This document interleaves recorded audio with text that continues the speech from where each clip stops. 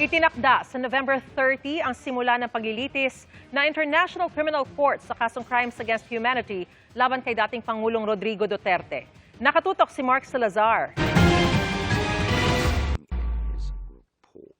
Sa unang status conference sa Trial Chamber 3 ng International Criminal Court, sinabi ni Presiding Judge Joanna Corner na sa November 30 sisimulan ang paglilitis sa kasong Crimes Against Humanity laban kay dating Pangulong Rodrigo Duterte. We are prepared to accede to the prosecution's application of the 30th of November as the start of trial. Ayon kay Corner, mabilis at efficient dapat ang paglilitis bilang konsiderasyon sa kalagayan ng dating Pangulo na 81 years old na. 5 araw kada linggo ang paglilitis hanggang magkaroon ng judicial recess o break ang ICC sa Pasko. Bago maglitis ay magkaka-status conference pa muli sa June 23 at July 14. We would prefer that unless there is something that needs urgent resolution, submissions are made at those status conferences.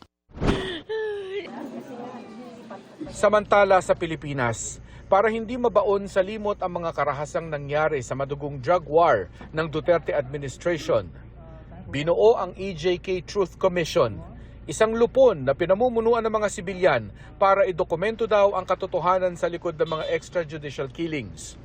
Tatayong chairman si Attorney Raul Pangalangan na minsang naging judge ng International Criminal Court.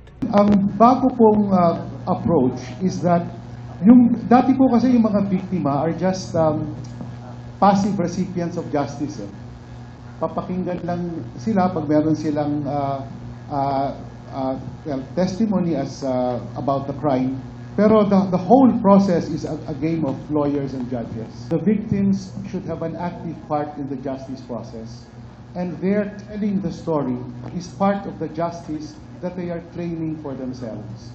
For their story to be recorded for history. Ayon sa isang commissioner ng grupo na si Dr. Al Fuerte, sentro sa kanilang misyon ang makamit ang hustisyang may mananagot at magbabayad pero may paghilom din sa mga pamilya ng biktima. We hope and pray that this Truth and Reconciliation Commission will somehow facilitate not just the healing of the families who are still grieving, but also for the communities that also suffered. Kasama rin sa 5-member commission sina forensics expert Dr. Raquel Fortun, Father Daniel Pilario at Carlos Conde.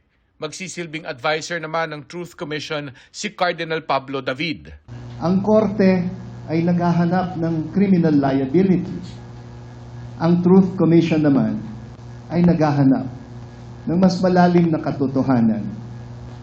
Pakikinig sa mga biktima, pamilya, survivors. Ayon kay Conde, ang seed funding ng komisyon ay manggagaling sa Simbahang Katolika at iba pang mga grupo at NGO dito at sa labas ng bansa. Welcome ang Truth Commission sa mga pamilya ng EJK victims.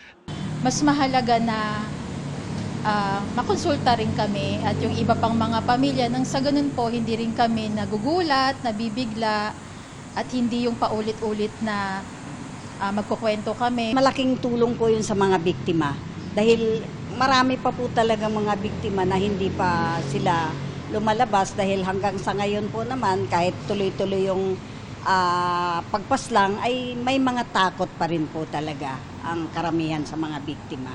Mark Salazar, Nakatutok, 24 Oras.